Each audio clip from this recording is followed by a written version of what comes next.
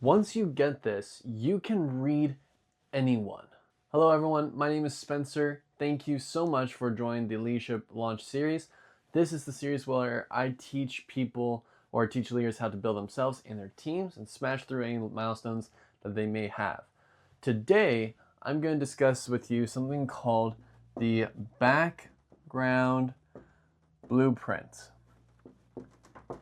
And with this, this alone can dictate the outcome of a conversation that you have with someone. It is truly powerful and it has changed my life, and I know it will change yours. So, some of you may be asking, what is this background that I am talking about? The background is very simple, and I can only describe it in the same way that this phrase has been used, which is read between the lines. When someone says read between the lines, they're talking about not taking what's at face value, but what's behind the face value, what's behind the words, what is the person conveying, not what they're saying. So read between the lines. And when you read between the lines, this is what gives you that access to the background. Now if you were to do this with a literal book, people who take that at face value would be like, well, it's just paper. People who read between the lines of the saying read between the lines understand that it's the experience and story of which someone is coming from and is expressing, sharing and expressing. That's what this background is. Now, the thing is that your background, everyone has background. Everyone around the world has a background. The background you have can be described as your, a profession, your ethnicity, your family dynamics, whatever the case is. This is tangible aspects that people can see of your background. The reality is that your background is a combination of all those things, and it defaults to your past experience. That's what it breaks down to. So when you think about all those tangible things, that's what we're looking at. We're looking at the past experience because it's from that past experience from which you express yourself. Your self-expression, the way that you share, the way that you talk, the way that you interact with the world and people around you comes from your past experience, which is, as a whole, what we're labeling as your background. Now, a lot of you, or maybe some of you haven't heard, but there's this concept called a reframe. A reframe is to just take a moment and try to look at something from a different perspective, reframing a different contextual thinking, because your background, your past experience also creates a contextual way of thought, a contextual lens of which you see the world through. So if you see yourself if you have a past experience of being a loser or have interpreted yourself as such, then you're going to see yourself as someone who's an underdog, as someone who is a loser in the world. And coincidentally enough, you act, you speak, and you listen like it.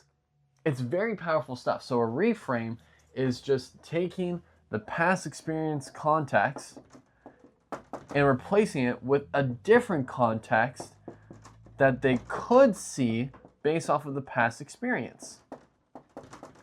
You see this in sales all the time, and that's because people will come into it, it's like, hey, listen, I've been here for blah blah blah, I need to make more money, or I need to solve this problem. I've tried a lot of different things before, but it hasn't worked, blah blah blah blah blah.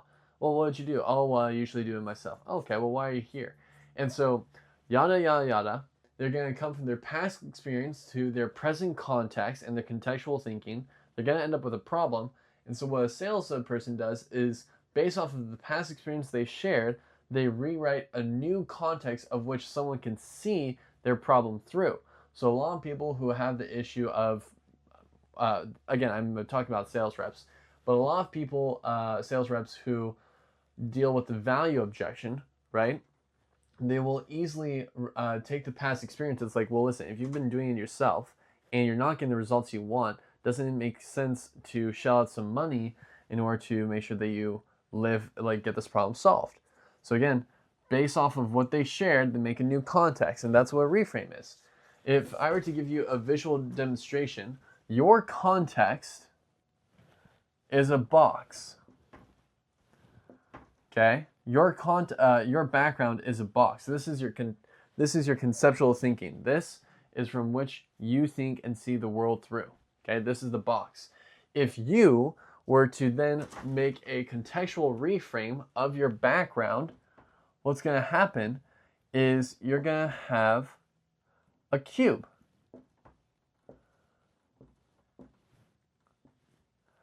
And through this cube, you're going to look, sorry, I'm just making that a little bit better. You're going to look at the context differently if you pick a different side. Now, what this really looks like, and we're going to use this again for the background. So now, I'm going to show you how your background relates to this contextual thinking. Now, let's just make a background. Let's make a random background. Let's say that you have a snowman here. He's on here. And let's say that you are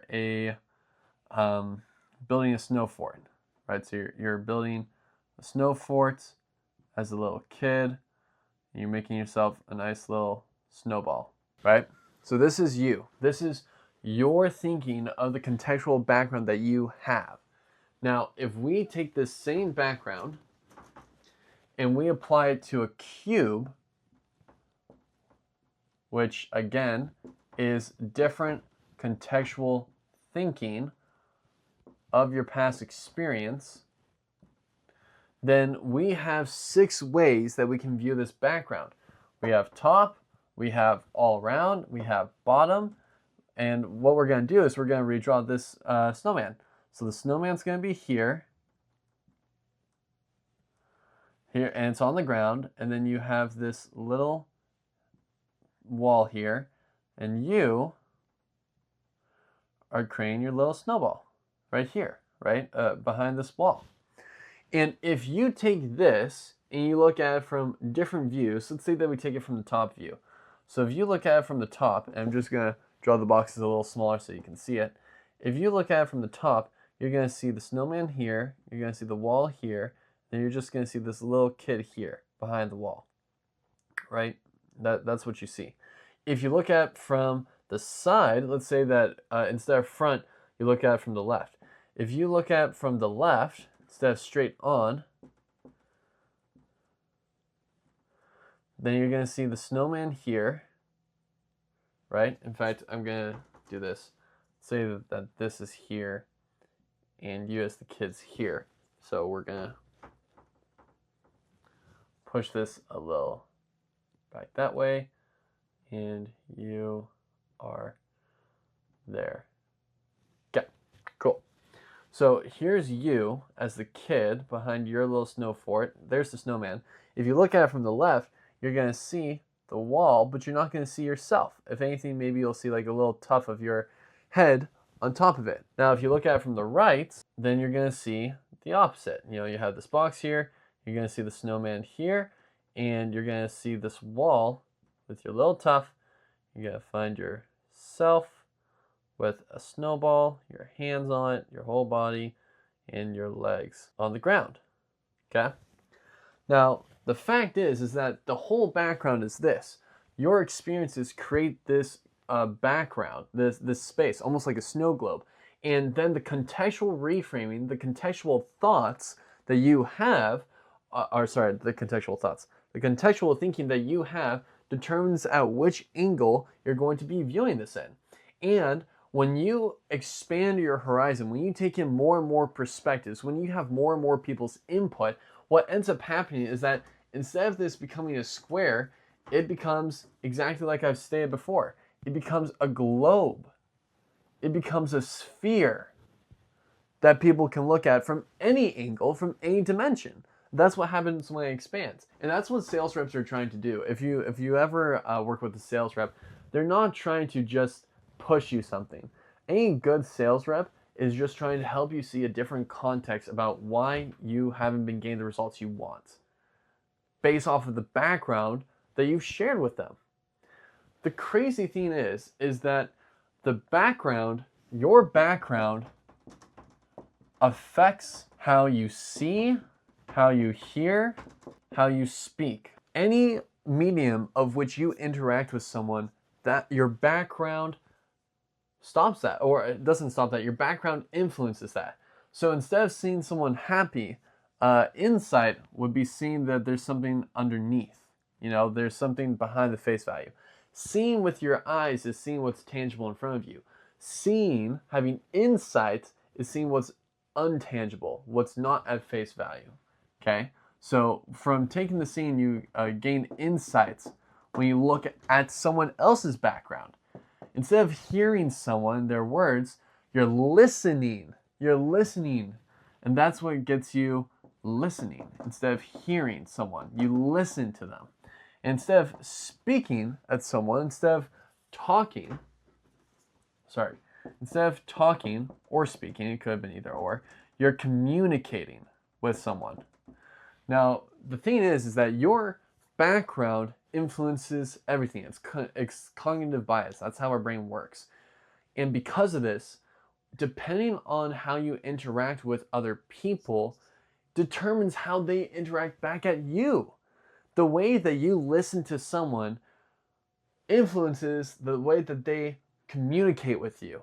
The way that you see what they're talking about and empathize with their experience changes the way that they listen to you, and vice versa. All of these things come into play. And what it's so funny because people every person in the world has their own background that they are interacting from. It has their own background. And because of this, they experience everyone else differently. You experience yourself from what you have as your background. People experience you from what their background is and what they see at face value. They don't see your background. That's not something you can see. It's intangible. And that's why it's so crucial, because it affects the way you hear someone. If you have a negative relationship with someone, you're going to hear negative things from them about you. You're going to see negatives. You're not going to see positives. It's the same thing that Tony Robbins has said. Like, hey, look around the room, look for anything that's brown. Great, now tell me all the things that were red. You're not focusing on the red. You're focusing on the brown. You're focusing on your background, and you're not appreciating someone else's background, so you can't really connect with them. You can't really jive. When you get this as a leader, you move mountains. You move people. People understand that you understand them and you get them. Now, one thing I had to preference is that you can't truly ever understand someone's background. You can never 100%. You can never. Because you're relying on them sharing how well they're communicating and how well that they're remembering their experience. People experience themselves 100%. Even if their memory is shot, they still experience themselves as themselves. When they try to translate that to you, or you try to really listen in for it, you're not going to experience the same thing. And that's okay. You don't have to experience the 100% of the same thing. You just need to experience some of it. You need to share some of it. If someone feels like they're not just being listened to, but they're being heard. If someone feels like you're not just looking at them, but you're seeing them. If someone feels like you're not just talking, but you're speaking to them. It has an authentic experience between you and them. And it's okay to appreciate that you can't 100% appreciate this. You need to live another life. And you can't. You only get one.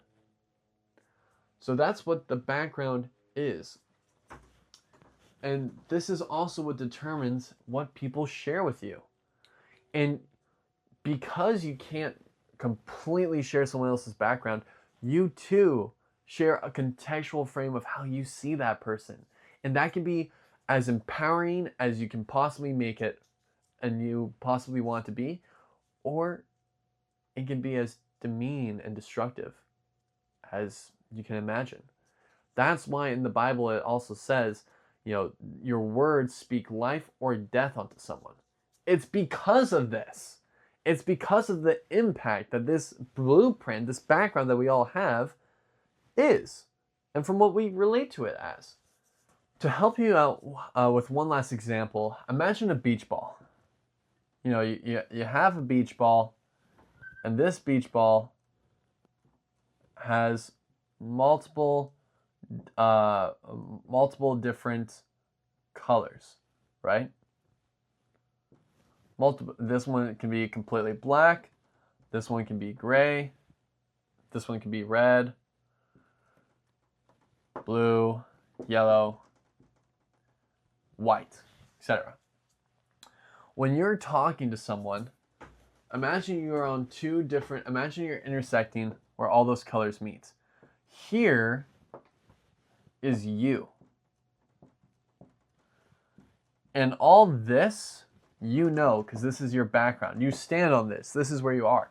But here, because again, we're on the beach ball, and we have all these little different colors.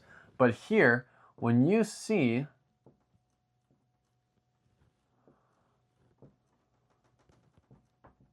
someone here, you can see very little of their color. You can see very little. You can only see that this little patch here. And it's the same thing. If you were to reverse the roles, you can put this person here, and you can put you there. It's the same thing. They can only see so far. They will never get the full complete with it, because they would have need to been where you've been in order to experience who they are, which you can't do. That's just one last thing that I can offer to you in terms of this background of relating to one another in such a way with contextual reframe and thinking that really supercharges your ability to lead people when you really get this and when you really listen to people as this. Now, this is something you have to generate. You can't just, it takes time. It's something you have to develop. And when you do develop this changes your life. It absolutely changes it. There's no way I do anything else. If I can just listen and hear someone, really, and I can speak to them, not just talk to them, it changes the whole dynamic of the conversations. It changes the impact that you can have on them as a leader. And that's why, even though this is taught in sales, it's so powerful to bring into leadership, because this is applicable for everyone. And if I were to leave one more piece of advice to you, it would be that first impressions matter. This is why first impressions matter.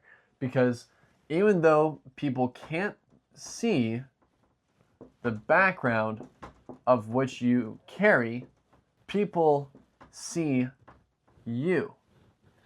And the first impression matters because that first impression establishes how they look at you based off of their background. Now, you can't control what they see you as from their background, but you can control what you look like, and the impression can give more favorable results based off of what you do. And that's why first impressions really do matter. That's why the handshake matters when you're doing a business deal. That's why the enthusiasm matters. That's why your smile matters. That's why staying tall, not stuttering. That's why your speaking matters. Because people will make judgments all the time. It's just our brain work making pattern recognition based off of our experience, based off of our background. And that's why it's just so important to get that. That's why first impressions matter. Go out on a limb. Be undaunted by what the perception is too, because you know your background. People don't know your background. And most people in the world don't actually relate or know this background blueprint of relatedness that people share or can share. And because of that, you control you. Be undaunted in your leadership. Be unreasonable in what you share.